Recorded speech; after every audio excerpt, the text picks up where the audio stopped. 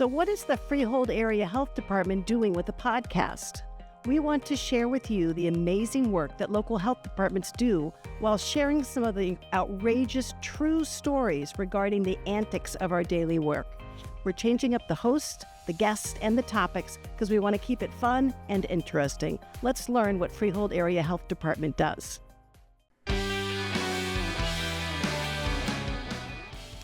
Welcome back to What the Health.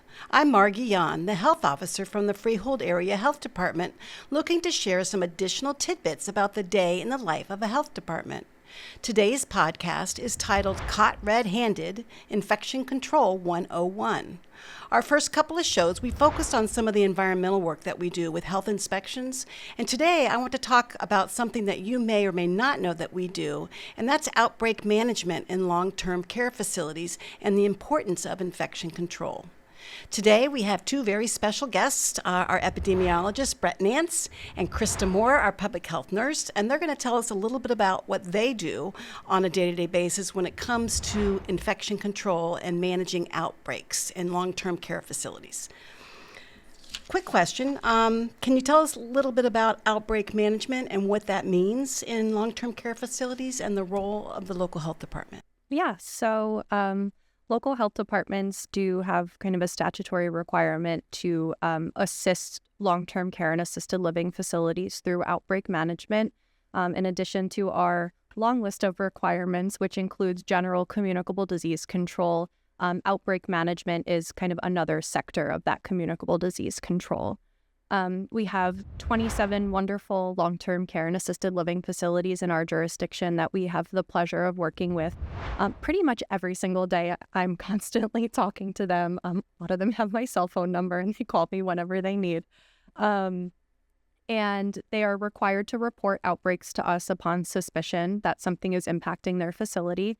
And that could be anything from influenza, your run-of-the-mill like gastrointestinal outbreak, like a norovirus situation, any type of respiratory illness like rhinoenterovirus, human metapneumovirus, just to name a few, COVID as well, or it could be something like a scabies outbreak. We do it all. I know, it makes me itchy thinking about it. We do it all. We help our facilities through everything. And outbreak management, the process, it basically looks like once they report it, once a facility reports the outbreak to us, we help them with tracking the outbreak, getting a handle on how many people are infected or might be infected, really helping them track their cases over time through the duration of the outbreak. We can assist with getting appropriate testing if needed for whatever is impacting their facility. We will provide them with guidance and recommendations on how to stop the spread of the disease within their facility. That could be things like specific cleaning and disinfection activities, specific isolation protocols for their residents who might be sick, specific exclusion criteria for staff that might be sick, specific personal protective equipment that they might need to use, environmental cleaning and disinfection guidance, stopping dining or activities for a short-term temporary pause, and the list goes on and on. So lots of things that we can guide them and provide recommendations on, all with the sole purpose of stopping the spread of whatever pathogen is impacting their residents and their staff members in their facility, making sure that everyone stays safe and healthy at the end of the day. That's great. That's a lot of work. Let me ask you, just not to put you on the spot, but how many outbreaks do we have going on at any point in time? Yeah, we definitely see a seasonality to outbreaks. So there are some months that are slower than others, just based on what's circulating in the community. In 2023, we investigated a total of 83 outbreaks across the 5 municipalities that we cover. That's a lot of outbreaks. About 92%, I believe, of those outbreaks came specifically from long-term care and assisted living facilities. A handful came from schools and child care facilities who are also required to report outbreaks to us. And we are also required to kind of follow that same guidance process that we do for our nursing homes. And then, we get summer camp outbreaks during the summertime, and then you get your run-of-the-mill, like, community-based outbreak here or there, a group of diners that went to a restaurant and all got sick or something like that. But the overwhelming majority is our long-term care and assisted living facilities, and rightfully so. They are some of the most vulnerable in our population. They are at risk for getting outbreaks in these facilities just because of the congregate nature, the close quarters that they live in. And then many of them are either elderly or immunocompromised, so they're at risk for more severe illness. If they are infected with something, they're at risk for poorer outcomes and, adverse effects potentially. So we want to make sure that we're keeping those residents safe and healthy, and we're helping those staff members put in place what they need to do to stop the spread of whatever's impacting their facilities. And that also extends into the community, because if you have an outbreak of across residents or staff members, if they have visitors that come into the facility, those staff members have family members at home, and whatever is impacting their facility can kind of bleed out into the community, if you will. Right. So there's a lot of work that health departments do that you probably have no idea. And as Brett says, she does that on a day-to-day basis. And so she is constantly on the phone working through issues with some of the long-term care.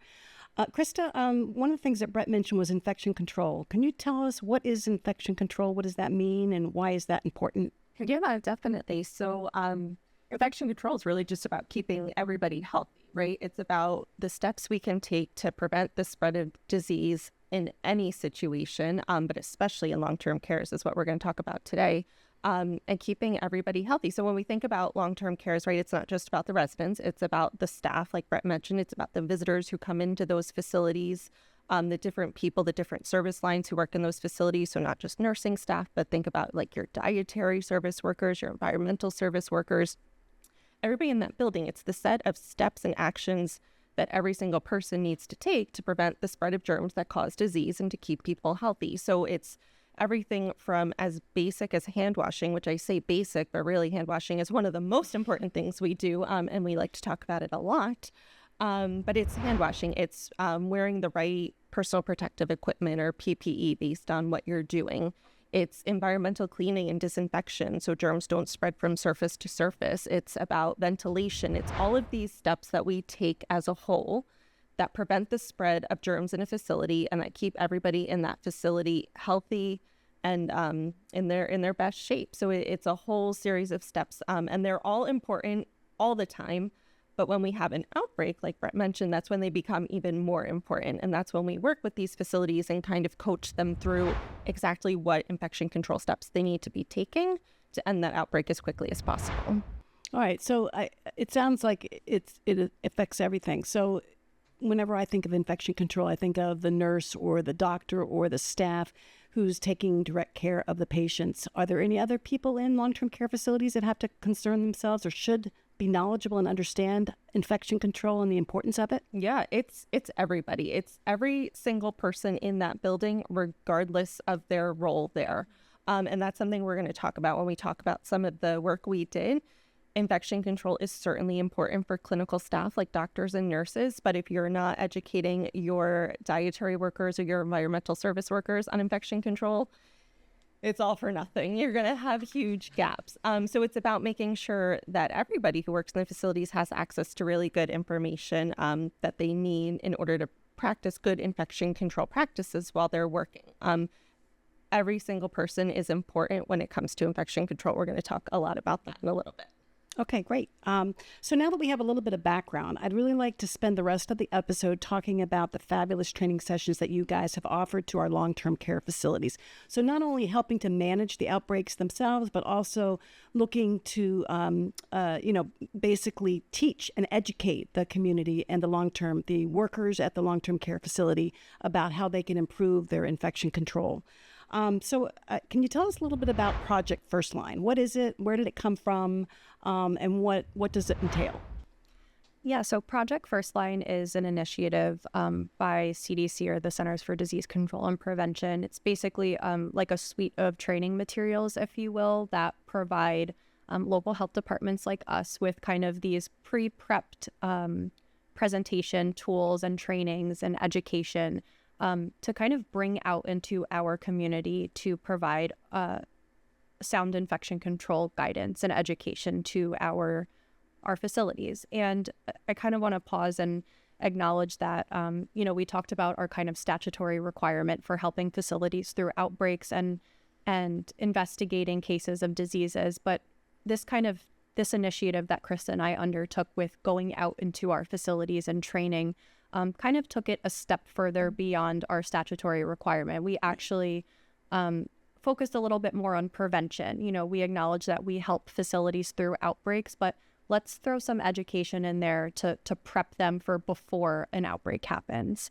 So that was really exciting that we kind of were able to take it above and beyond what we normally are required to do to get some education in place.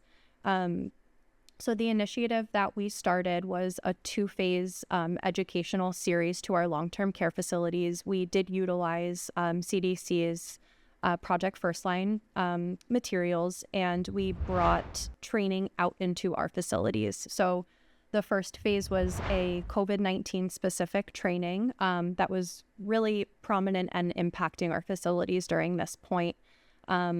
So we kind of revamped CDC's infection control training a little bit. We created our own COVID-19 specific training session, if you will. We threw a little bit of fun things into it, which Christa will talk about. And we were able to bring this training on site into our facilities to 14 different facilities over a 4-week period. And we trained 322 staff members across our long-term care facilities. So that was a really kind of exciting win for us to reach so many facilities and so many staff members within a short period of time. Do you want to talk a little bit about some of the fun twists, and then we can talk about norovirus? Yeah. So as you can imagine, talking to long-term care facility workers, and we had all service lines represented, talking to them about COVID-19 for an hour when they're years into dealing with COVID-19, not always like the most exciting prospect for them. We were all sick of COVID at that time, us included. So we tried our best to make it fun and to make it interactive and to keep things kind of moving. So we did a few demos. So the first demo we would do is we would actually have a volunteer come to the front of the room and practice putting on all the PPE. So donning all the PPE that you would need to take care of a COVID patient, and then properly doffing or taking it off, which there is like a specific sequence of steps that you have to take when you do that. So the first time we did it, I actually did it myself, and I tried to like talk through as I was going, and I was out of breath and sweating by the end. So I'm like, this isn't going to work. So we were like, let's get them involved. So we had a staff member volunteer to come up and do it. And that was fun because we would help them, right? We didn't put anybody on the spot. We would coach them through it, but their teammates would also kind of coach them through it and had a little bit of fun, like working through the process with them. And don't do that. And no, now you wash your hands. Do that now. So it was kind of fun. It would also be really interesting too. Sometimes we would get a staff member who would volunteer who did not work in the clinical setting. So they are not normally putting on and taking off all of this PPE. So it's like a totally new process for them. And they would kind of fumble their way through it, but their teammates were always like really supportive, which was nice to see. My favorite was the administrators. Yes. We did have a few administrators that were very nicely, attended our trainings to kind of be part of the team. And they were brave enough to get up there and don and doff the PPE also, which was always That was also very tall. Our PPE did not fit him very well. But we made it anyway. Yeah. And then the other activity we would do towards the end was a glow germ activity. So we have this stuff, it's called glow germ. It's basically fake germs that when you put them under a black light, they light up. So for like a cleaning and disinfection activity, we would, before we started the presentation, before everybody came into the room, we would take a piece of equipment, usually like a med cart, something that they use already in the facility, and we would spot it with the fake germs in all the different little spots that germs like to hide. So under the handles, on the back. And then we would ask somebody to come up and to clean it and to wipe it down and see if they could get everything off. And then when they were done, we would hit it with the black light and we could see the spots that they missed. We were always very careful to like preface that this was not to shame anybody's cleaning and disinfection habits, because every facility missed the same exact spots over and over. It was always the same places. So it was a great like way to demonstrate of, how intentional we have to be when we clean and disinfect things. Germs like to hide. And even sometimes when we think we're doing a great job, we can always kind of learn and do a little bit better. So those were really big hits. We always brought prizes for our volunteers, kind of incentivize people to participate with us. But it kind of like it kept the trainings moving. It created like a nice kind of like pause to do something fun and then get back to like learning new information. And those I would say were like the biggest hits of the training. That's what people enjoyed the most. Oh, that's great. That's really fun. Now, Brett mentioned norovirus. So you guys took it a step further, especially since everyone is done with COVID. Although COVID practices certainly would follow for flu and any other upper respiratory. So it was not, invaluable. But you guys kind of switched it up to make it a little bit more fun. Can you tell us about the norovirus training? Sure, I can start with this one. So this was round 2. So we had the opportunity to do another round of training. And we, like I said, we were all sick of COVID. So we decided to do a norovirus, a GI outbreak training. We kind of stopped and we paused and we took the lessons we learned from our first round of training. We applied them to the second round. So we continued going on site to all of our facilities. We thought the in-person trainings were really important. We shortened the duration though. So this one was about half hour, 35 minutes, start to finish. We also decided to do this training specifically for our dietary and our environmental service staff, with the idea of these staff are so key. If norovirus, a GI bug, gets into a facility, these staff are so key to stopping the spread of it. And they often don't get as many opportunities for infection control trainings as like the clinical staff does. So let's work with these staff and give them the information they need so they're prepared if this ever happens. Great idea. Great idea. Yeah, so it was fun. So same thing, we went in, we did the in-person trainings, and we also incorporated some interactive activities into this one, if you want to talk about those, Brett. Yeah, so I guess I'll back up for a sec. One of the reasons why we decided to focus on the dietary, the environmental services for norovirus specifically, norovirus is a really tricky bug in long-term care and assisted living facilities. It's hardy in the environment, meaning it's hard to kill with normal cleaning and disinfection practices. Alcohol-based hand rub does not work in killing it when it's present on your hands. So we do need to be conscious about like ramping up our infection control practices when we have norovirus. It's also spread through, again, this is the second time I've been on this podcast and we're talking about poop again. It's spread through basically poop. So you can understand why people like the dietary staff who are handling food that people might be ingesting. We call that fecal oral route, by the way. Yes. I wanted to keep it. It's official. But and like I said, it's very hardy in the environment. So if it's like on a staff member's hands and they touch that surface, the surface can become contaminated. If that surface is not cleaned and disinfected properly, that could be a potential source of transmission in a facility. So again, that's why we care so much and why we really wanted to focus on the environmental cleaning and the environmental services staff, because they are such a key component to stopping transmission. Okay, so I have our glow germ here, our fake germs. We do these in school sometimes, and we always assure the kids, like, they will not make you sick. They are fake germs.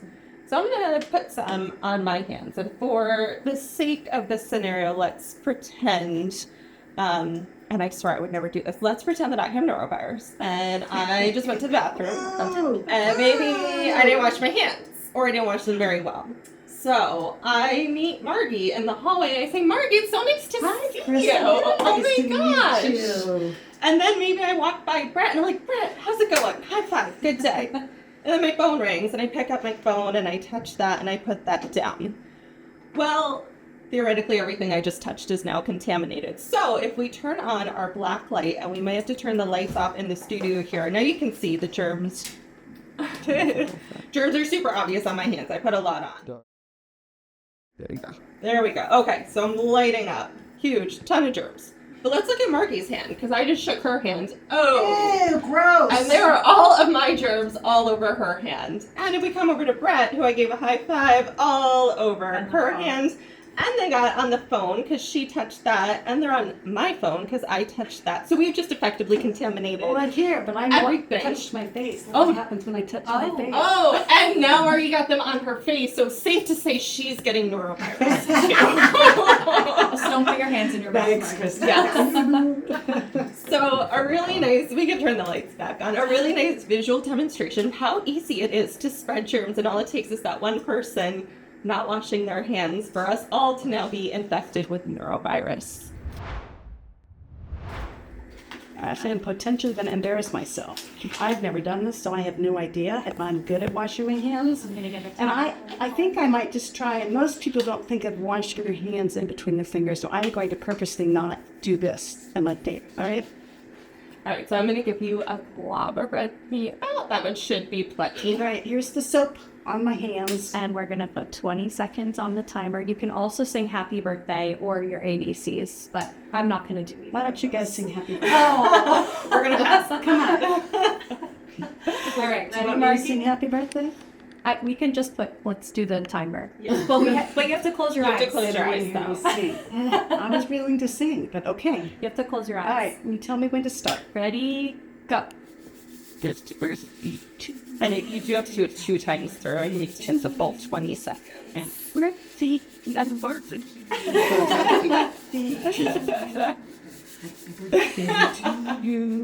Happy birthday to you. Happy birthday, dear Margy. Happy birthday to you. And time. All right, so how do you do? Margy did. So anywhere you can see the purple poking The through. thumb. Look. thumb. Oh my Always the gosh, thumb. guys, this is bad. It's embarrassing. And see, in between my fingers, no one ever thinks to do that. They don't, and it's always the thumbs. And the tips of the fingers a little bit. And under the nails. All right, I kind of failed on that, but it's interesting. So I know I need to do better with Now- my hand washing. The last test that we did for the healthcare workers is to see if they could effectively take their gloves off properly without contaminating themselves.